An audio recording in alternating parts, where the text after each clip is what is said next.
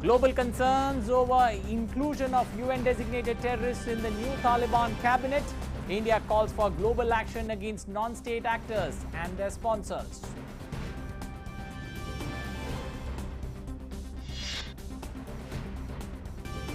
NSA Doval meets his Russian counterpart Nikolai Patrushev in New Delhi. Both leaders discussed the emerging situation in the neighborhood.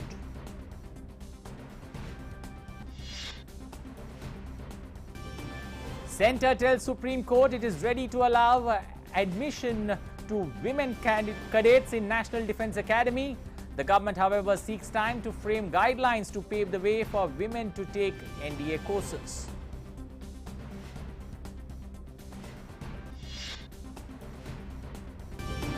Supreme Court upholds the extension of term for the Enforcement Directorate Director to the beyond 2 years in a rare and exception circumstances to facilitate ongoing investigation.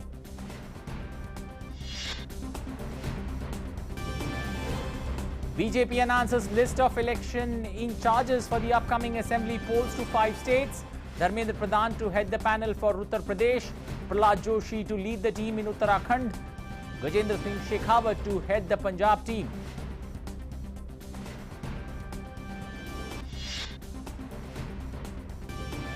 And in cricket, BCCI to announce its team for the upcoming T20 World Cup scheduled to be held in UAE next month. India face arch rivals Pakistan its first match on 24th of October.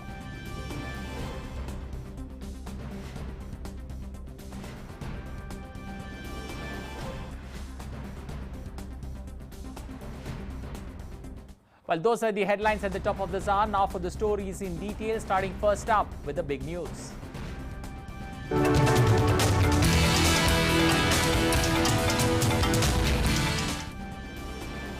Well, the Taliban grew from its inner high echelons to fill top posts in Afghanistan's new government on Tuesday, including an associate of the Islamist militant group's founder as a premier and a wanted man on a US terrorism list as interior minister. Out of 33 members in the cabinet, 17 ministers are on UN-designated lists of terrorists. World powers have told the Taliban the key to peace and development is an inclusive government that would back up its pledges of a more conciliatory approach, upholding human rights after a previous 1996-2001 period in power marked by bloody vendettas and oppression of women.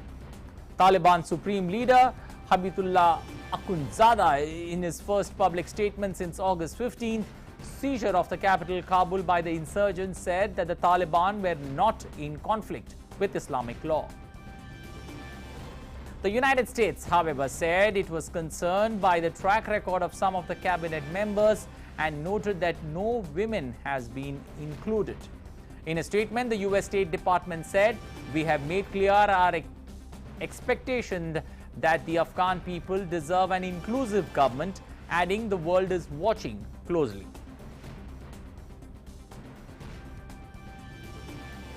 Well, after the Taliban formed a new government, UN spokesperson Farhan Haq told the media in New York, only a negotiated and inclusive settlement will bring sustainable peace to Afghanistan. As you know, the UN Secretariat and the UN doesn't engage in acts of recognition of governments. That's a matter that's done by member states, not by us. From our standpoint, only a negotiated and inclusive settlement will bring sustainable peace to Afghanistan. The United Nations remains committed to contribute to a peaceful solution, promote the human rights of all Afghans, notably women and girls, promote sustainable development in line with Agenda 2030, and provide life-saving humanitarian assistance and critical support to civilians in need. Meanwhile, UN Secretary General Antonio Guterres has said that humanitarian aid can be an entry point for dealing with the Taliban as the world body continues its operation in Afghanistan following the US evacuation. In an interview, the UN Secretary General called on the Taliban to provide the conditions for them to do their work while acknowledging that the situation remains largely unpredictable.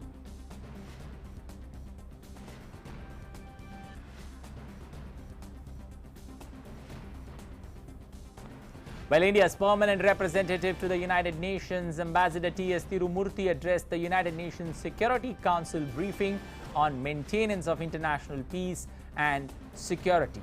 In his address, Tirumurthy said that persistent acts of terrorism and expansion of terrorist groups continue to pose serious challenges to maintenance of international peace and security. Continuing acts of terrorism and expansion of terrorist groups continue to pose serious challenges to maintenance of international peace and security.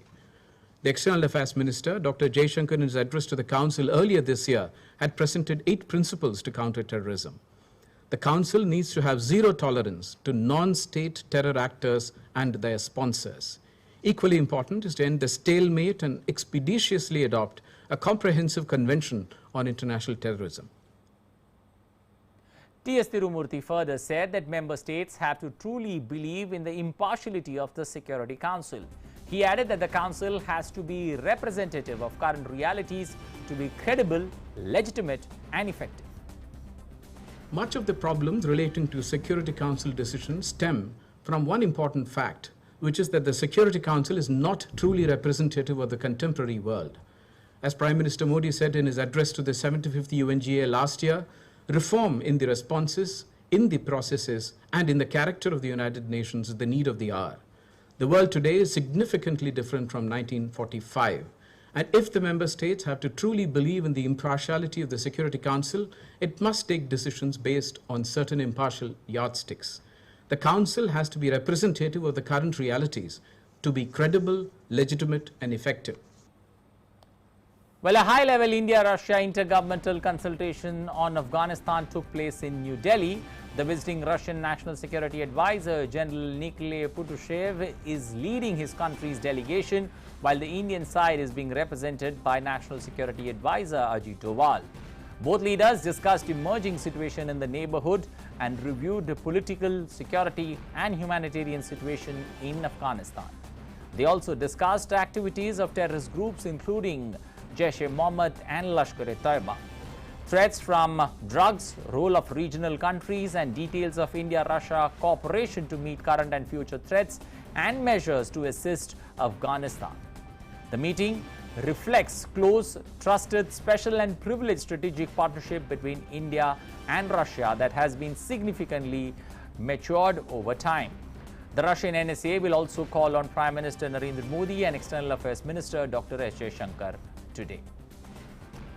Well, for more on this story, we've got Amritpal Singh, our correspondent, joining us this afternoon on Midday Prime. Amrit, first things first, looking at this particular meeting that's taken place between NSA and his Russian counterpart, how does one see, especially, considering the fluid state in Afghanistan, this particular meeting, and that going to be one of the prime focus, especially when it comes to talking points? Yes, Anil, the prime focus was Afghanistan and the evolving situation in Afghanistan, the various aspects of it, the government there, the contours of that government, what could mean for the policies of Afghanistan in the future, given the composition of that government, the issue of terrorism, Afghanistan being used for terrorist activities against other nations, especially the neighboring nations. Also, the drug racketing there, the evolving humanitarian crisis there, the refugee crisis there. So in this meeting between the two NSAs and their delegations, this was essentially as to the evolving situation in Afghanistan and how the two sides read the situation and what could be their response on that. Are there convergences on that? The two sides exchange notes on that, and the role of other external powers that they are playing in the government formation process and could influence the policies of the Afghan government. Amrit, when one gets, when one looks at the present picture there, do you get a sense or do you get a feeling that the Taliban somewhere is signaling, its intention to place Afghanistan in that, in a wider Islamist movement, the way things have taken place in the last few days? Afghanistan is, the Taliban are very clear on that. They've announced it as an Islamic emirate. They see the Islamic emirate of Afghanistan, and their whole framework is under the Sharia, or their perception of the Sharia. So the Taliban make no bones about that. The bigger question that is of concern to countries like India, to countries like Russia, even the wider international community, including the West, is what would be the policies of Taliban? Would they be anti other countries in terms of terrorism? Would Afghan soil be used for terrorist activities? What is the sort of control that they would have? What would be the role of the militia, the armed militia, which has been fighting for so long? Now that they have won the war and they've grabbed power, what will that militia do? It is an armed militia which is essentially mercenary in nature. So things like that. So the concerns of the wider community, international community, are regarding that. And also what their response or what their worldview in terms of human rights, rights of women, rights of minorities in that country is. So these are the concerns that are there. And the second concern from an Indian standpoint is that what is the sort of role one could see terrorist organizations like the Lashkar-e-Taiba or the Jaish-e-Mohammed, which have linkages with, say, the Tehreek-e-Taliban in Pakistan, and the Tehreek-e-TTP has links with the Afghan Taliban. Now, would there be a loose network which could be used for anti-India activities in, say, Jammu and Kashmir? So those are concerns of India. Russia, for example, is concerned about would they be exporting terror to the Central Asian countries like Tajikistan, Uzbekistan, given that it's a Pashtun-dominated government. We don't see the sort of representation or the representative and inclusive government that they spoke about, at least in the first batch of the cabinet and the ministerial positions that they've announced. So the two sides today exchanged notes on how they read the situation, including what the response of Russia and India should be and the wider world should be on recognition of Taliban, on diplomatic relations with Taliban. So that is what the two NSAs spoke about. Okay, and also Amrit, throw some light, especially when it comes to the line of thought that both the countries have, especially when it comes to dealing with the Taliban. India and Russia in particular. Sorry, Anil, could you repeat your question? I said, give us a broader perspective with regards to the line of thought that both countries hold when it comes to dealing with the Taliban. Russia has made it clear that it wants to deal with a Taliban which does not support terrorism. There are only 3 countries in the world which have, still operational embassies in Kabul, and Russia is one of them. So Russia's intentions are clear. The statements emanating out of Russia, if you look at, they said, well, if Afghanistan disintegrates, who will you speak to in Afghanistan? So they are amenable to talking and engaging with the Taliban, but they would... Well, at this point of time, I'll ask you to hold your thoughts, Amrit, there. Let's at this point of time take a pause and head straight to the cabinet briefing that's taking place at the National Media Centre. We've got Union Ministers Piyush Goyal and Anurag Thakur joining us. Let's go across live. My warm welcome to the Honourable Ministers. First, Honourable Minister for INB will brief, followed by the Minister of Commerce and Industry. After the briefing, we'll take some questions relating to cabinet decisions only. Over to Honourable Sir. नमस्कार, माननीय प्रधानमंत्री जी की अध्यक्षता में आज cabinet की बैठक ने मिनिस्ट्री ऑफ टेक्सटाइल को लेकर एक महत्वपूर्ण निर्णय लिया है। जैसा हमें ज्ञात है, प्रोडक्शन लिंक इंसेंटिव स्कीम ने कुछ और क्षेत्रों में भी बहुत महत्वपूर्ण साबित हुई है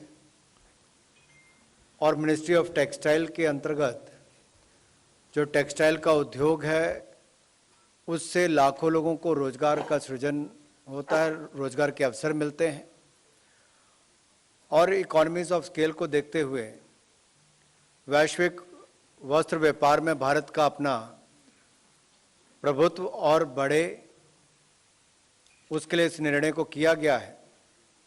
कुल मिलाकर 5 वर्षों में 10,683 करोड़ रुपया 5 वर्षों में 10,683 करोड़ के मूल्य के प्रोत्साहन मुहैया कराए जाएंगे। प्रत्यक्ष तौर पर 7.5 लाख से ज़्यादा लोगों को इसका रोजगार के अवसर पैदा होंगे और अप्रत्यक्ष तौर पर लाखों लोगों को रोजगार मिल पाएंगे, क्योंकि माननीय पीयूष गोयल जी, हमारे माननीय मिनिस्टर ऑफ टेक्सटाइल, कॉमर्स और हमारे राज्यसभा के नेता हम सबके बीच में हैं। मैं चाहूँगा कि विस्तार में इस निर्णय की जानकारी आप सबको दें, जिससे लाखों लोगों को रोजगार भी मिलेगा और टेक्सटाइल के क्षेत्र में भारत नई ऊंचाइयों को छुएगा। धन्यवाद Anurag ji. Production linked incentive, ये माननीय प्रधानमंत्री नरेंद्र मोदी जी का जो विजनरी कदम भारत में इम्प्लीमेंट हुआ है, उसमें आज वस्त्र क्षेत्र के साथ जुड़ी पीएलआई की स्कीम को मंजूरी मिली। वस्त्र टेक्सटाइल इंडस्ट्री एक ऐसी इंडस्ट्री है जो हर रुपया जो हम निवेश करते हैं उसमें सबसे अधिक रोजगार प्रोवाइड करता है। इसके साथ साथ वस्त्र हमारी देश की धरोहर भी है। टेक्सटाइल सेक्टर ने प्राचीन काल से भारत में बहुत लाभ दिया है, बहुत बढ़िया इसका योगदान रहा है भारत की अर्थव्यवस्था में। लेकिन परंपरागत तरीके से हमने जो फोकस किया है वो कॉटन टेक्सटाइल्स पे किया है, और कॉटन टेक्सटाइल्स में हमारी एक अच्छा वर्चस्व है विश्व में और अच्छी ग्रोथ भी हो रही है। मैनमेड टेक्सटाइल्स और टेक्निकल टेक्सटाइल्स ये ऐसे क्षेत्र हैं जो अंतर्राष्ट्रीय बाजार में बहुत बड़े रूप में इस्तेमाल होते हैं और जिसकी वृद्धि भी तेज गति से हो रही है। आज 2/3 जो अंतर्राष्ट्रीय बाजार है, अंतर्राष्ट्रीय व्यापार है, वो 2/3 मैनमेड टेक्सटाइल्स और टेक्निकल टेक्सटाइल्स का रहता है। ऐसे परिस्थिति में भारत भी उस पूरे इकोसिस्टम में मैनमेड फाइबर्स के फैब्रिक में, उसके गारमेंट्स में भी अपना योगदान दे पाए, उसके लिए विशेषकर ये पीएलआई स्कीम मंजूरी की गई है। जैसा माननीय अनुराग जी ने कहा, 10,683 करोड़ रुपए इसमें इंसेंटिव के रूप में प्रोडक्शन के ऊपर दिए जाएंगे। जो लोग, और इसको 2 भाग में रखा है, जो लोग 100 करोड़ से अधिक निवेश करते हैं और जो लोग 300 करोड़ से अधिक निवेश करते हैं। साधारणतः हमारा अनुमान है कि इसमें से ग्लोबल चैंपियंस निर्माण हो, ऐसी कंपनियां जो विश्व के बाजार में कॉम्पिटिटिव हो सके, जो कुछ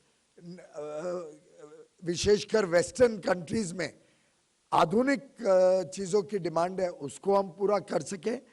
और जब हम तय करेंगे किसको ये पीएलआई स्कीम का बेनिफिट मिले, उसमें जो मापदंड रखेंगे उसमें 2-3 मापदंड पे विशेष जोर दिया जा रहा है। एक तो जो कंपनियां या जो फैक्ट्रियां एस्पिरेशनल डिस्ट्रिक्ट या टियर 3, टियर 4 शहरों के आसपास लगती हैं, उसको ज़्यादा प्राथमिकता दी जाएगी।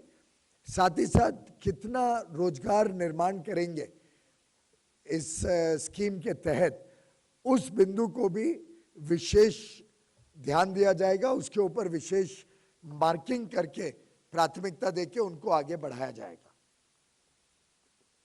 इसका सीधा लाभ गुजरात, उत्तर प्रदेश, महाराष्ट्र, पंजाब, तमिलनाडु, आंध्र प्रदेश, तेलंगाना, ओडिशा, इन क्षेत्रों में तो होगा ही, क्योंकि यहाँ पे टेक्सटाइल सेक्टर ऑलरेडी तेज गति से बढ़ रहा है। लेकिन बाकी देश में भी नए नए राज्यों में, अब बिहार चाहे तो वहाँ पे प्रोत्साहन दे सकता है और बिहार अपनी स्कीम जोड़ के आगे बढ़ा सकता है, इस क्षेत्र का लाभ ले सकता है। ऐसे हम चाहेंगे कि देश भर में इसका लाभ अलग अलग क्षेत्र में पहुंचे। एक प्रकार से गत वर्षों में माननीय प्रधानमंत्री जी के नेतृत्व में जो अलग अलग निर्णय लिए गए, फिर वो चाहे रॉ मटेरियल अवेलेबिलिटी सही दाम पे एक्सपोर्टर्स को मिले, टेक्सटाइल सेक्टर को मिले, रॉटेप और ROSCTL जैसी स्कीम्स जिसके तहत जो भी एम्बेडेड टैक्सेस हैं टैक्सेस, ड्यूटीज, लेवीज, उन सब का रिफंड मिले इन अ WTO कंप्लायंट मैनर, वो पैसा निवेशकों जो लोग निर्यात करते हैं उनको वापस मिला जाए और लेवल प्लेइंग फील्ड हो उनका जब वो अंतर्राष्ट्रीय बाजार में अपना व्यापार करने जाते हैं। ऐसी अन्य अन्य स्कीम्स को जब साथ में जोड़ के पिरो के देखते हैं तो वस्त्र क्षेत्र के लिए जितने कदम मोदी सरकार ने उठाए हैं शायद ही पहले कभी इतने सारे कदम उठाए गए हों। और मेरे पूरा विश्वास है जो उत्साह हमने एक्सपोर्टर्स में देखा, जो टेक्सटाइल इंडस्ट्री के अलग अलग क्षेत्र से जुड़े हुए लोगों के साथ माननीय दर्शना बहन और मेरे इंटरेक्शन में जो हमने उत्साह देखा है, उसको देखते हुए इन सब स्कीम्स का लाभ लेते हुए अब अंतर्राष्ट्रीय बाजार में भारत और अपना वर्चस्व दिखा पाएगा और भारत का उत्पादन भी जो भारत की ज़रूरतें हैं, टेक्निकल टेक्सटाइल्स डिफेंस में लगती है, हेल्थ केयर में लगती है। आप सब जानते हैं कि मोदी जी के मार्गदर्शन में आज भारत विश्व का सेकेंड लार्जेस्ट उत्पादक बन गया है पर्सनल प्रोटेक्टिव इक्विपमेंट का, PP, जो पहले ना के बराबर देश में बनते थे। आज पूरे विश्व में भारत के PPEs की चर्चा होती है और इतने जल्द छोटे समय में हमने अच्छी गुणवत्ता वाले, अच्छी क्वालिटी वाले, हाई प्रोडक्टिविटी की फैक्ट्रियां उसको बनाएं जो कॉस्ट इफेक्टिव PPEs हमारे कोविड की लड़ाई में हमें काम में आई। इस प्रकार से कई सारे निर्णय हाल में लिए गए जो हमें दर्शाता है कि कैसे प्रधानमंत्री मोदी जी ने इस क्षेत्र को प्रोत्साहन दिया है और आगे भी चल के हमारी लगातार स्टेक होल्डर्स के साथ चर्चा में इस विषय को आगे बढ़ाने का काम किया जाएगा। एक प्रकार से एक और जुड़ा हुआ इसके साथ विषय आपको मैं सिर्फ अवगत करा दूं जिसमें टेक्सटाइल को बहुत बड़ा लाभ हो सकता है, वो है फ्री ट्रेड एग्रीमेंट्स। और अब कोशिश हो रही है कि जो वेस्टर्न कंट्रीज, डेवलप कंट्रीज हैं, जैसे UK है, UAE है, यूरोपियन यूनियन के 27 देश हैं, इनके साथ भी FTAs करके क्या हम जो कपड़ा व्यापार है उसमें जो हमारी डिसेबिलिटी है बाकी देशों के समक्ष, जो हमें हमारे प्रोडक्ट्स पे ड्यूटी लगती है दूसरे देशों पे नहीं लगती है, उस डिसेबिलिटी को भी हम कवर करने के लिए प्रयास कर रहे हैं। और ये भी बड़ी खुशी की बात है कि माननीय प्रधानमंत्री जी ने सही दिशा दी कि जो डेवलप्ड वर्ल्ड है जिसके साथ ट्रेड करने में दो तरफा फायदा होगा, उस पर ज़्यादा फोकस किया जाए और वाणिज्य मंत्रालय उस पर भी तेज गति से काम कर रहा है। तो ये स्कीम की बाकी जानकारियां आपको विभाग द्वारा दी जाएंगी, पर ये मोटा इसका रूपरेखा ढांचा है। इससे पूरा वैल्यू चेन जो मैनमेड फाइबर्स का और टेक्निकल टेक्सटाइल्स में ज़रूरत पड़ती है, पूरी वैल्यू चेन को प्रमोट करने की कोशिश की जाएगी। फैब्रिक आज भारत में कम बनता है, फैब्रिक को विशेषकर प्रोत्साहन देके भारत में बने और प्रोसेसिंग यूनिट्स ज़्यादा हैं भारत में, इस पे हमारा ज़्यादा कोशिश रहेगी। धन्यवाद। Thank you sir. We will take a few questions now. 116। Sir मैं लक्ष्मण हूँ CNBC आवाज़ से। मेरा दो छोटे छोटे सवाल है। पहला तो जो टेक्सटाइल सेक्टर में हम देख रहे हैं अंतर्राष्ट्रीय बाजार में कंपटीशन काफ़ी ज़्यादा टफ है, ये प्रोडक्शन लिंक्ड इंसेंटिव स्कीम है, तो इससे एक्सपोर्ट बढ़ाने में कितना मददगार साबित होंगे हम लोग? और दूसरा जो आपने FTA की बात की, फ्री ट्रेड एग्रीमेंट की, वो कब तक साइन होता देख सकते हैं? पहली बात तो ये प्रोडक्शन लिंक्ड है, इसमें उत्पादन पे मिलेगा, इसका एक्सपोर्ट से कोई भी लिंकेज नहीं है, जरा भी नहीं है। लेकिन जब भारत में प्रोडक्शन बढ़ती है और अच्छी गुणवत्ता वाली वस्तु बनने शुरू हो जाती है, हाई प्रोडक्टिविटी आती है, तो क्वालिटी और प्रोडक्टिविटी साथ में जोड़ के कंपेटिटिवनेस भी भारत के प्रोडक्ट्स की बनती है, तो स्वाभाविक रूप से उसका एक्सपोर्ट का भी पोटेंशियल बढ़ता है। तो मैं समझता हूं कि हमारा फोकस है भारत में उत्पादन बढ़ाने का। बाकी वो अपने आप अगर भारत के बाजार में लगती है तो यहाँ लगेगी, विदेशी बाजार में कंपेटिटिव होगी वहाँ जाएगी, उससे हमारा इस स्कीम का डायरेक्ट फोकस नहीं है। और रही बात FTAs की, मैं आपको बताऊं कि FTAs कोई बड़े सरलता से नहीं बनाए जाते, इसका देश ने दुष्परिणाम भी देख चुके हैं। जब जल्दबाजी में किए गए पुराने FTAs का हमें नुकसान हुआ। तो मोदी जी का जो मानना है और जो उन्होंने हमें मार्गदर्शन दिया उसमें हम FTAs की बड़ी गहराई में जाते हैं कि कैसे ये भारत के कोई एस्टैब्लिश सेक्टर को नुकसान ना पहुंचाए और भारत को अधिक लाभ मिले उसका, और दो तरफा हो, रेसिप्रोसिटी हो उसमें। ऐसा नहीं हो कि हमारा बाजार ही सिर्फ खुल जाए दूसरों के लिए और हमारे को जो बाजार मिलना चाहिए था उसका लाभ हमारे MSME सेक्टर, हमारे डेयरी सेक्टर, हमारे किसानों को ना मिले। और इसी कड़ी में आपको याद होगा जब माननीय प्रधानमंत्री जी को दिखा कि RCEP से भारत को लाभ कम और नुकसान ज्यादा हो सकता है, तो साहसी निर्णय उन्होंने किया कि हम RCEP में नहीं जुड़ेंगे, जबकि पिछली सरकार ने 2011-12 में RCEP में जुड़ने का अपने आप से इतना उत्साह दिखा के भारत को उसमें डाल दिया था, जबकि हम पहले RCEP में नहीं थे। पिछली सरकार ने एक प्रकार से जुड़े बाद में उसमें RCEP, लेकिन जब गहराई से उस पूरे विषय को देख के लगा भारत को लाभ नहीं है तो हमने नहीं किया। तो हमारे जो RCEP के करने की तरीका है वो रेसिप्रोसिटी के हिसाब से, भारत को पूरा लाभ जब तक नहीं मिले तब तक FTA जल्दबाजी में नहीं किए जाएंगे, अच्छे किए जाएंगे। सर प्रशांत हूँ ABP न्यूज से। कैबिनेट में क्या रबी फसलों के MSP को लेकर भी कोई फैसला हुआ है क्या सर? अगर हुआ है तो क्या है? इसके बारे में जानकारी आपको अलग से दी जाएगी, मैं इस विषय के ऊपर चर्चा कर रहे हैं। धन्यवाद।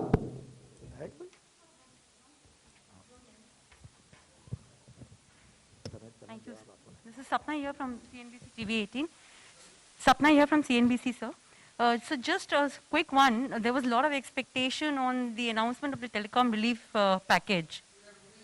That's the decision that was taken in the cabinet. Thank you. Thank you, friends. And one on road tax, sir. One on road tax.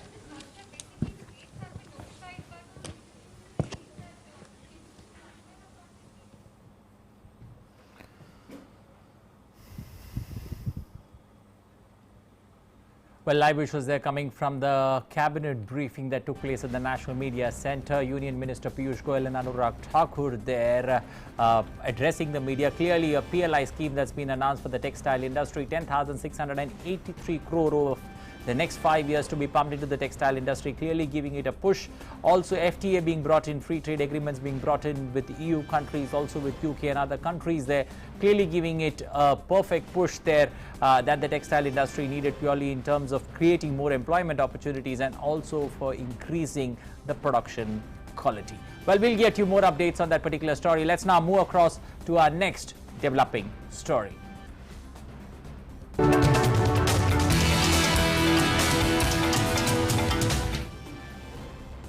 Well, as part of India's ongoing chairship of BRICS in 2021, Prime Minister Narendra Modi will chair the 13th Brazil, Russia, India, China and South Africa summit tomorrow in virtual format.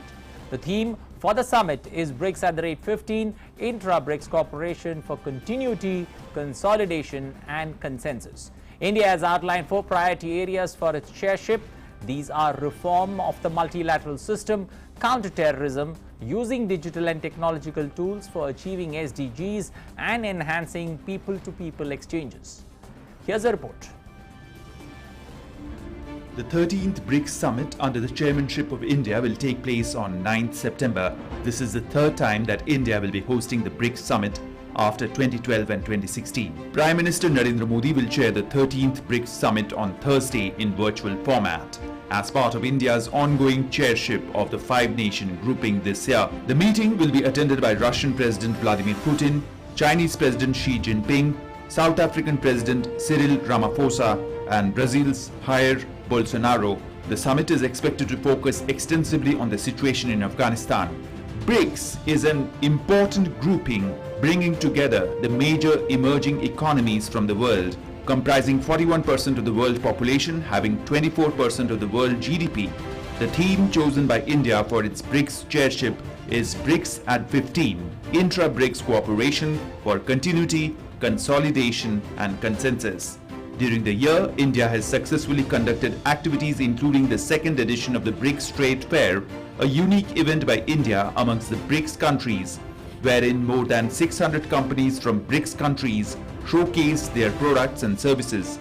As chair, India will work on specific deliverables across all three pillars of intra-BRICS cooperation in 2021. Priorities include reform of the multilateral system, counter-terrorism cooperation, enhancing people-to-people exchanges, digital and technological tools for attainment of sustainable development goals. The three main pillars of BRICS include political and security, to enhance cooperation and dialogue on issues of global and regional security, developments in the global political space for peace, security and prosperity, economic and financial, to promote economic growth and development for mutual prosperity through the expansion of intra-BRICS cooperation, culture and people-to-people, recognizing the advantages of using technological and digital solutions to qualitatively enrich and enhance intra-BRICS people-to-people contacts. The 13th BRICS Summit under the chairmanship of India coincides with the 15th anniversary of BRICS as reflected in the theme for the summit. In addition to these, the leaders will also exchange views on the impact of the COVID-19 pandemic and other current global and regional issues. Bureau Report, DD India. Well, shifting focus back home, crude bombs were hurled outside the house of BJP MP Arjun Singh at Jagadal in Bengal's North 24 Parganas district despite security presence today morning. The bombs hit one of the entrance gates of the house. The BJP leader was not present at his home and was in Delhi at the time of the incident, but his family members were inside the house. The police reached the spot and the CCTV footage is being scanned to identify the culprits and to ascertain the motive behind the attack.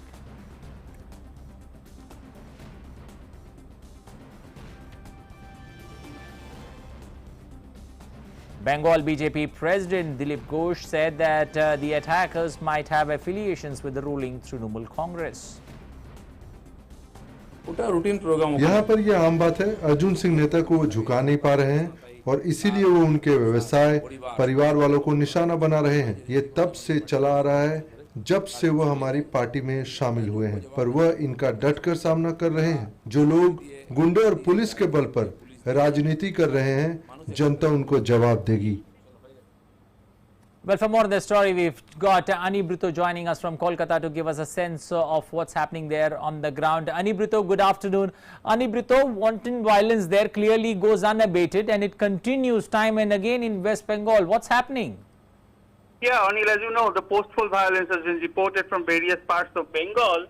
But the attack on an MP's house with bomb hasn't been heard in the recent past. So certainly it's a matter of grave concern.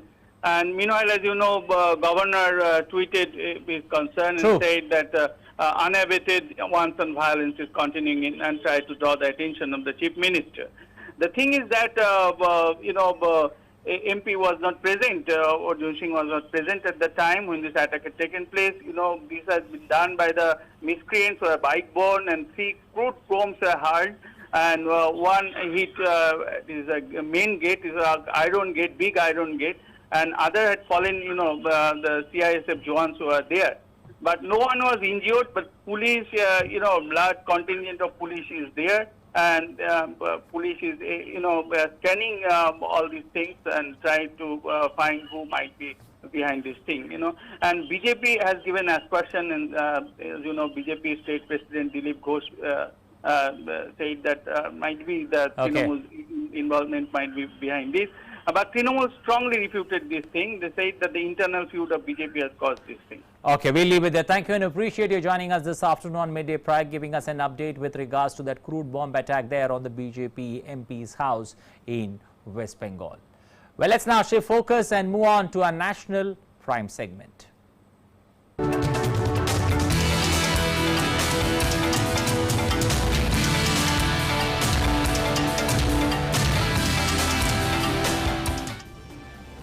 But the Supreme Court has refused to interfere with Centre's decision to giving of 1-year extension to the tenure of the Director of the Enforcement Directorate, Sanjay Mishra. Though the court has said that no further extension should be given to Sanjay Mishra after completion of his tenure in November 2021, I beg your pardon. The court added that a government has a right to extend the tenure, but this must be done under rare and exceptional circumstances. Sanjay Mishra's tenure was set for 2 years in 2018. In November 2020, just few days ahead of his retirement, the government extended the tenure for another year by amending the appointment order. Well, the government is ready to implement Supreme Court's order on allowing women to take part in National Defence Academy entrance exams, although the government has urged the Apex Court to allow implementation of the order by next year. The court has asked the government to file an affidavit in the case. The Supreme Court has allowed women to sit for the NDA entrance exam this year. Last year, the Supreme Court has similarly asked the government to grant permanent commission to women officers of the army serving under the Short Service Commission. It is to be noted that there are 3 modes of entry in the Army: NDA, Indian Military Academy or IMA, and the Officers Training Academy or OTA, and that women are permitted entry through OTA and IMA. Well, BJP today announced poll in charges for states like Uttar Pradesh, Punjab, Goa, Manipur and Uttarakhand, which are scheduled for elections early next year. Union Minister Prahlad Joshi has been appointed as in charge of the Uttarakhand elections, while Gajendra Singh Shekhawat has been given charge of the northern state of Punjab. Besides, Dharmendra Pradhan has been appointed as in charge of Uttar Pradesh elections. Devendra Fernandez will look after preparations for Goa Assembly elections, while Bhupendra Yadav will be in charge of Manipur Assembly elections. BJP President JP Nadda has also appointed deputy in charges for both Uttarakhand and Punjab elections. The names of deputy in charges for Uttarakhand include Loket Chatterjee and Sardar RP Singh, while the names of deputy in charges for Punjab include Hardeep Singh Puri, Meenakshi Lekhi and Vinod Chawla. Besides, 7 deputy in charges have also been appointed for Uttar Pradesh, including Anurag Singh Thakur, Arjun Rang Meghwal and Saroj Pandey. Well, moving on, India's first ever elevated cross taxiway at Delhi Airport is scheduled to be ready by December 2022. The 2.1 kilometer long dual elevated eastern cross taxiways will help decongest the airport and improve circulation paths of aircraft and reduce approximately 55,000 tons of carbon emission annually. The ECT will reduce the taxiing distance to just 2 kilometers, which is currently 9 kilometers. The ECT is also helpful in helping airlines to save approximately 350 kilograms of fuel every time an aircraft uses the taxiing route, reducing nearly 1,114 kilograms of carbon dioxide emissions for each aircraft taxiing along this route. Meanwhile, in a landmark achievement, India's COVID-19 vaccination coverage has crossed 70 crore landmark milestone. Over 70 crore 75 lakh vaccine doses have been administered across the country so far. More than 78 lakh 47,000 vaccine doses have been administered in the last 24 hours. Union Health Minister Mansukh Mandavia congratulated the entire country and the healthcare workers for the achievement of the 70 crore landmark milestone. The last 10 crore COVID-19 vaccination doses were administered in just 13 days. Also, an update now on the COVID-19 situation from across the country. The recovery of 39,114 patients in the last 24 hours has increased the cumulative tally of recovered patients to 3,22,64,051. Consequently, India's recovery rate currently stands at 97.48%. 37,875 new cases were reported in the last 24 hours, and the active caseload is presently at 3,91,256 cases in India. The active cases constitute just 1.18% of the country's total positive cases, and the testing capacity across the country continues to expand. India has so far conducted over 53 crore 49 lakh cumulative tests in the country. While testing capacity has been enhanced across the country, weekly positivity rate at 2.49% remains less than 3% for the last 75 days now.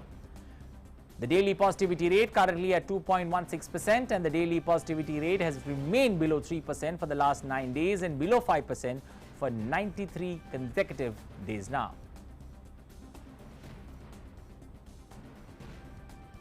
While moving to the western state of Maharashtra, where ahead of Ganesh Chaturthi celebrations in Maharashtra, the state government has urged everyone to follow COVID-appropriate behavior and warned against public gathering at crowded places.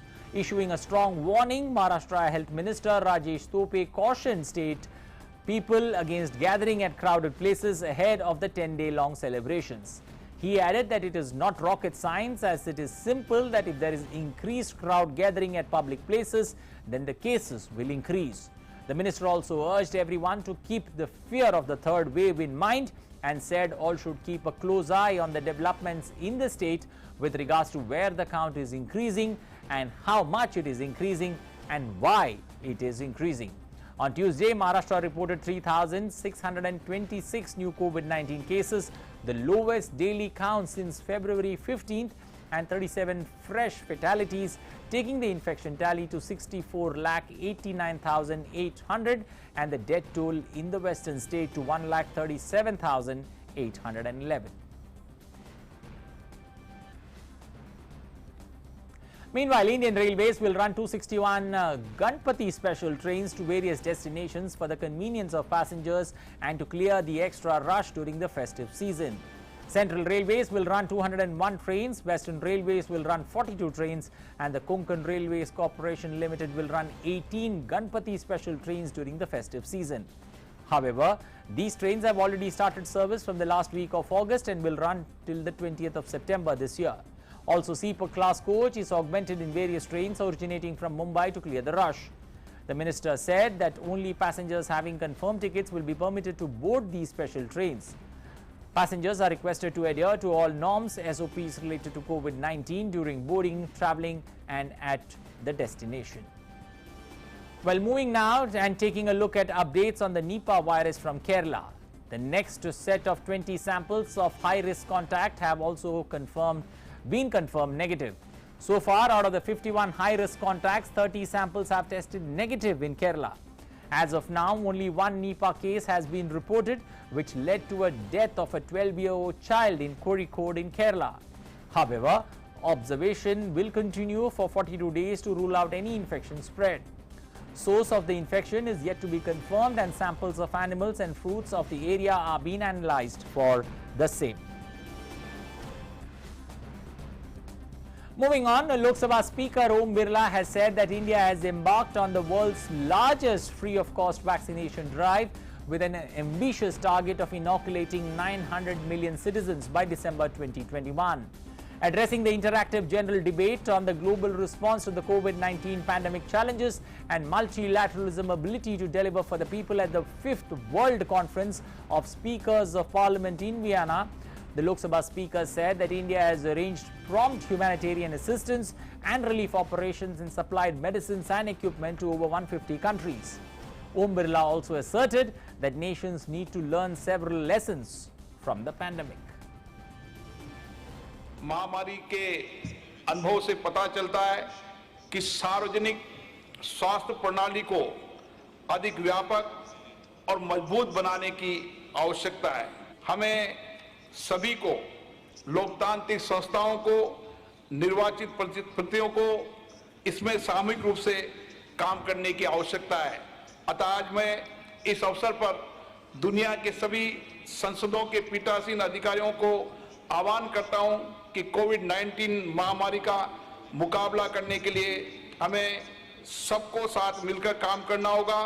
एक न्याय संगत और दूरगामी परिणाम प्राप्त करने के उद्देश्य से कार्यनीति बनानी होगी और उसका क्रियान्वयन सुनिश्चित करना होगा। In an exclusive interaction with DD India, Information and Broadcasting Minister of Bangladesh, Dr. Hassan Mahmood, recounted the role that India played in Bangladesh liberalization and the close ties between the two nations. First of all, I would like to register my thanks and regards, gratitude to the people of India for their historic help during our independence war and the pain they inflicted in 1971 by giving refuge to 10 million people. And it would never be possible for us to liberate our country within 9 months period of time without the help of India. So relationship is bonded relationship. You cannot separate this relationship. You had the same pain that we had during our independence. You had the same pain. So this year is the 50th anniversary of our independence and 50th anniversary of the relationship between India and Bangladesh. Well, Dr. Mahmood made a special mention of the state-of-the-art connectivity projects between India and Bangladesh. He said these projects are playing a key role in bringing the two nations closer. Well, you can watch that exclusive interaction with the Information and Broadcasting Minister of Bangladesh, Dr. Hassan Mahmood, tonight at 8:30 p.m. only on DD India. Well, time now to shift focus and take a look at all the latest from the stock markets to the business buzz and updates from the world of business.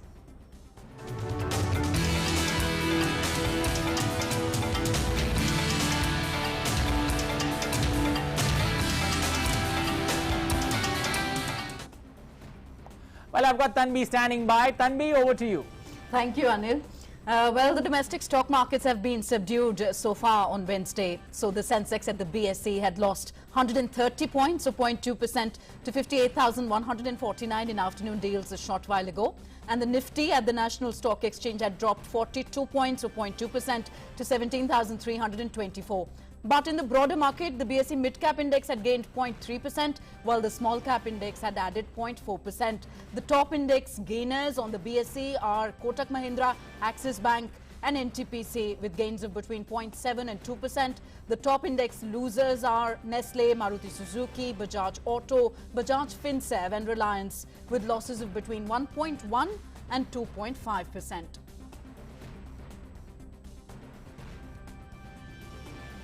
Other key Asian markets were mixed on Wednesday as a more risk-averse mood spread in the market from the United States overnight due to worries about slowing growth. So MSCI's broadest index of Asia-Pacific shares outside Japan fell 0.1% after having posted small gains. Japan's Nikkei 225 index rose 0.4% after revised GDP growth figures beat expectations for the world's third biggest economy.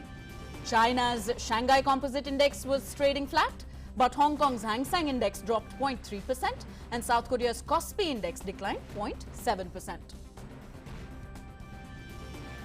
Over on Wall Street, the S&P 500 closed lower on Tuesday, while the Nasdaq reached a record high as investors balanced worries about the slowing pace of economic recovery with expectations that the US Federal Reserve, or their central bank, will maintain its accommodative monetary policy. Much of the rest of the Wall Street fell. Most of the 11 sub-indices traded lower, with economy-sensitive sectors like industrials, real estate and materials among the deepest declines. Moving on, back home at the interbank forex market, the rupee had depreciated sharply by 23 paise against the dollar in opening deals on Wednesday, tracking a strong American currency and subdued domestic stock markets. Later, in afternoon deals, the rupee had weakened 21 paise to 73 rupees 63 paise against the dollar. And global crude oil prices were little changed on Wednesday following overnight losses from a stronger dollar and demand concerns, with a slow production restart in the US Gulf of Mexico providing some support. So US crude rose 11 cents to $68.46 a barrel. Brent crude fell 2 cents to $71.67 a barrel.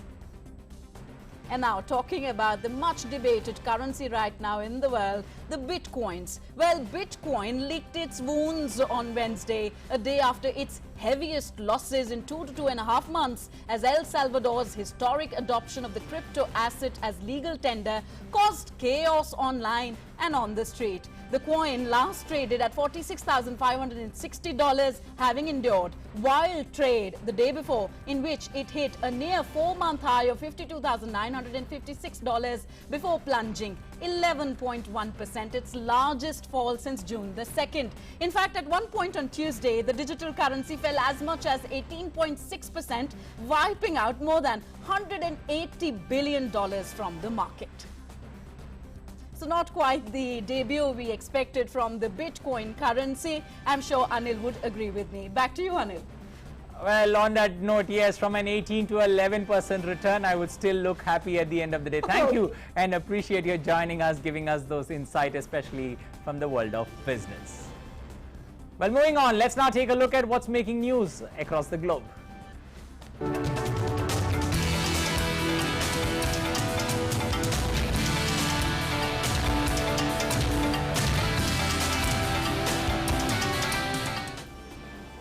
We're starting first up with Indonesia, where a fire tore through an overcrowded block in a jail in Banten province in the early hours this morning, killing at least 41 people and injuring dozens. The fire, which broke out at 1 a.m. at the Tangerang prison block C, has been extinguished and authorities were still evacuating the facility, according to Rika Apparentini, a spokeswoman of the prison department of the Law and Human Rights Ministry. The prison in Tangerang, an industrial and manufacturing hub in Jakarta, housed more than 2,000 inmates, far more than its 600 people capacity, according to government data as of September. Meanwhile, heavy rain has caused severe flooding across the state of Mexico. An area of disturbed weather in the Gulf of Mexico has a small window of tropical cyclone development before arriving along the eastern Gulf Coast by late week. This is forecast to bring higher rain chances to the Big Bend and South Georgia starting tomorrow. A social media video posted showed floodwaters flowing through the ranch in the South Pedro Lacoste neighborhood. As per the local reports, the severe flooding has cost 17 people their lives, most of whom had COVID-19 at a hospital in central Mexican state of Hidalgo after torrential rain caused the river Tula to burst its banks. Well, time now for all the updates from the world of sports.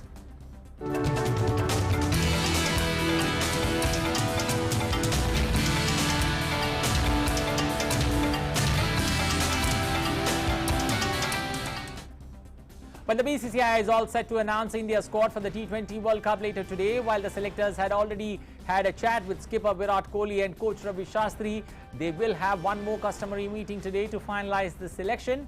KL Rahul and Rohit Sharma are the first two choice openers when it comes to the shorter format. Another option is to have Virat opening alongside Rohit if the management wants to play Suryakumar Yadav at number 3.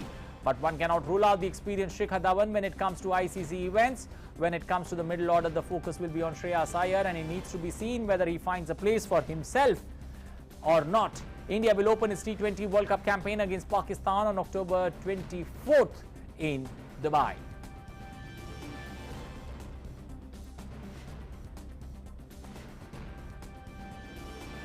Well, we got Narayan Singh standing by to give us the latest on that World Cup T20 squad. Narayan, how do things look like in the first place? Do we see some surprises? Because 14 members almost get themselves selected in this particular World Cup squad. Oh, definitely. The way things are looking like, many players have all automatically picked themselves. If we talk about the top order, already we have KL Rahul and Rohit Sharma is there. Even if as earlier Captain Virat Kohli intended that he can also open as he did against the England. After that we have in the middle order, Rishabh Pant is there, Shreyas Iyer is there, and down the order if you talk about all-rounders, Hardik Pandya is there, Ravindra Jadeja is there. In bowling department we have already Mohammad Shami and Jasprit Bumrah, and if we take a look how they choose between the Bhuvneshwar Kumar and the Shardul Thakur, the way he performed in the recent times. And if we talk about the spin department, then Yuzvendra Chahal is also looks like a automatic choice in the spinning department. If you talk about a surprise element, then the team can go for the Varun Chakravarti, the mystery spinner, if they want to add some element of mystery in the team. And apart from this, if how the Rahul Chahars, how his chances are also there. And if talk about the another spinner, Washington Sundar, but there is a doubt over his injury status. And okay, now since you mentioned, many options that is there, wicket keeping, we've also got KL Rahul as a wicket keeper batsman along with Rishabh Pant. Do you see a likely option of maybe say an Ishan Kishan or a Sanju Samson being thrown into the the scheme of things, especially when it comes to having a third keeper? It will be a hard call, Anil, if we talk about if bringing Sanju Samson or Ishan Kishan in the team, because already with the 15-member squad, BCCI, or it can be 18 or 20 according to the sources, considering the pandemic situation. But as a cover-up, they can go for the Ishan Kishan over the, because if we talk about the Ishan Kishan also has the batting capability in the recent time he has shown. And if you talk about the top 5, we have already one left-handed player in that scheme, and that is Rishabh Pant, and an extra left-handed in the top 5, top top 6 definitely gives an edge to any team. And another plus point for the Team India here is that they have the, we can also say that the plus point, or if you take the selection headaches for the selectors, if you have plenty of talents in the team. Okay. Now, considering the fact that, you go with all-round combinations, right, left, but looking at, India's bowling attack, do you somewhere feel that we need a left-arm pacer there, considering the fact that, many teams now cover all the ends up. So, left-arm pace, do you look at any options that could be available, that could be considered? If you talk about the team's left arm pacer, definitely it will be an asset for any team. But right now, I think every team that we call it an endangered species in the cricket, like you having a pace bowling all-rounder. That is like a rare commodity right now. If you talk about the Hardik Pandya, in what role he is playing, as a batting all-rounder, as a bowling all-rounder, or as a complete batsman. That gives plenty of headaches for the team. If he plays as an all-rounder, definitely it allows one more spinner to accommodate in the team, and that will be a plus point. Okay, a lot of plus and minus that one needs to look forward to. It's going to be a high-ticket, big-ticket ICC trophy that one would love to have in, or one would love to lay its hands on, considering the fact that 2019 World Cup 50-over format, we came pretty close to winning it, but lost it by a whisker in that semi-finals, which eventually was won by England. Remember, this T20 World Cup, West Indies is the defending champion. It's going to be a healthy contest between bat and ball, and we'll have to wait and watch how things pan out. Thank you and appreciate you joining us, Narayan Singh, giving us an insight, especially into that team selection headache that the selectors have, along with the captain and coach, through video conferencing this afternoon to decide the team for the T20 World Cup in Dubai, Abu Dhabi, and along with Sharjah and Oman. Thank you. Well, that's all we have time for in this edition of Midday Prime. Thanks for watching. Have a safe and wonderful day ahead. Bye-bye.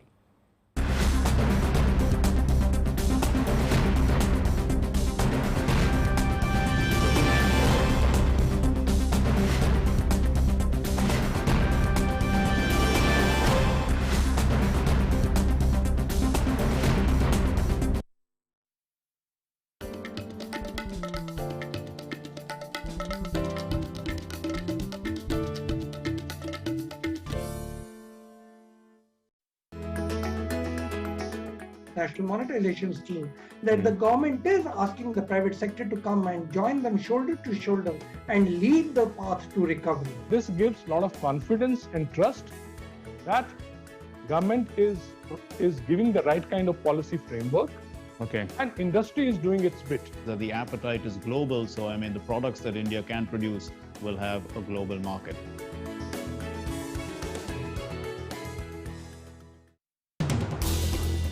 As the day unfolds and news and events take shape, we get you complete coverage of every news breaking in, tracking new developments as they happen. Midday Prime English, Monday to Friday, 2 p.m. on DD India.